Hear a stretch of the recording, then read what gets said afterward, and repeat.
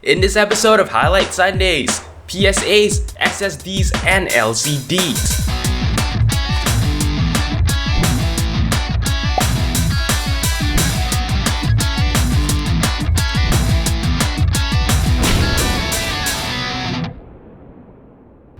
Hello and welcome back to Highlight Sundays. It is the third week of 2014 and here are your highlights. So we start off with a PSA that is disturbingly familiar. This one comes from PC Mag and is entitled Starbucks app saves usernames and passwords in plain text. So apparently there is this app for iOS, Android and BlackBerry that, apparently helps facilitate orders at Starbucks. So of course you would expect this app comes with some kind of password authentication as well as a method to actually pay for the things you've ordered. Of course this app also provides some way of saving a password so you don't have to keep entering it. Unfortunately, by poking around the file system, you might be able to find a file with your password there in plain text. Now Starbucks has actually released a statement about this and they wanted to clarify that there are no known cases of information being stolen, so of course that is a plus. Unfortunately, this should also serve as a reminder that, well, when writing an application, there are certain things you have to take into consideration. By the looks of things, Starbucks is aware of this problem and are working on a fix. We move on to our next article from Ars Technica. You remember last week I told you that Microsoft Security Essentials is going to be discontinued for Windows XP users? Well, apparently the very nice guys at Redmond have decided to actually extend this for another 15 months. According to this article, which is entitled Security Essentials for Windows XP gets a 15-month reprieve. So what this means is if you are a Windows XP user, you have up till July 24th, 2015 to actually be done migrating all your computers to a newer version of the operating system. The reason why Microsoft is doing this is apparently to help out with companies who are still in the transitional phase, so that is very nice and considerate of them.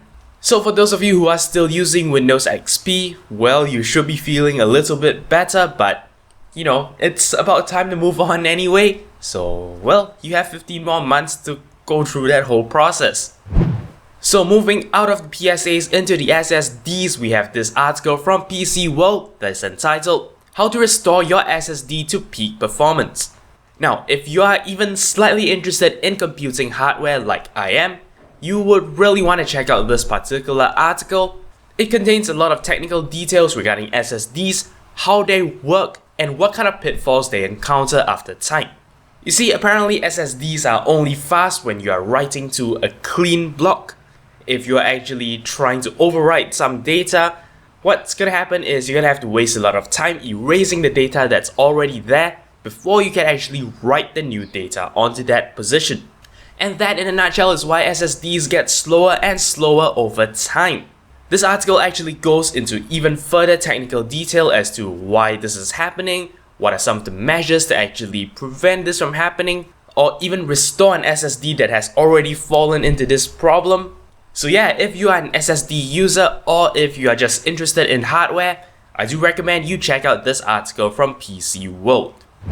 We move on once again to LCDs. This article comes from Gizmodo and is entitled These low-power LCD displays work like e-ink to prolong battery life. Now, if you've been here for any amount of time, you would have heard me wax lyrical about how much I love the concept of e-paper. And just to reiterate this, one of the reasons is e-paper doesn't consume power except when actually updating the image. So that means once you've written the image on screen, and as long as you leave it as it is, that is actually not consuming any power at all. This article actually describes a new technology called Memory in Pixel or MIP, which when applied to LCDs actually allow them to behave like e-paper. What this means is at a particular pixel, once you set a color, that color stays without consuming any additional power. In addition, this change also addresses another issue that is common in LCD devices, and that is of course what is at the back. Normal LCDs usually use something like a mirrored surface to, try to reflect as much light as possible, and this particular display also uses an improved form of this technology. with the object of completely eliminating a backlight, which of course is a source of battery power drain. Definitely a very cool idea. Hopefully we'll see this in consumer devices soon. We move on once again to our last article of this week. This one comes from a site called Tom's Hardware, and this particular article is entitled Asus Reviews Vivotab Note 8 Windows 8.1 Tablet. Now I have to confess, this isn't actually news, this is 1 week old at least, but I can't believe I actually missed this, so I'm gonna make up for it by covering this article. You see, this is a tablet-like device, but it's running Windows 8, so this means it is close to a fully fledged computer. It has an active digitizer manufactured by Wacom, and what this means is you will have very precise, very good pen interaction with the screen. And best of all, the price tag of this particular tablet is $299. Of course, there are a few things here and there that, fall a little bit short. For example, the display is an approximately 720p display. Of course, we've seen higher resolutions in smaller form factors recently, for example the Nexus 7 2013. But since this is essentially a Windows 8 computer in a tablet form factor, I'm not complaining. Apparently this particular tablet will be available in Q1 or Q2 this year.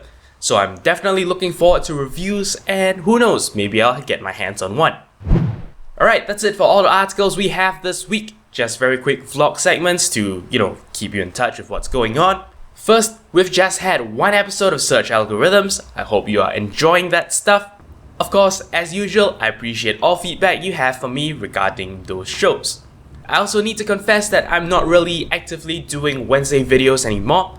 Well, I did a whole lot in the first few weeks of January and the last couple of weeks of December. So really, I have videos backlogged all the way up till March. So what this means is everything you're seeing in January and February are things that I've actually recorded in December, or well, the first week of January.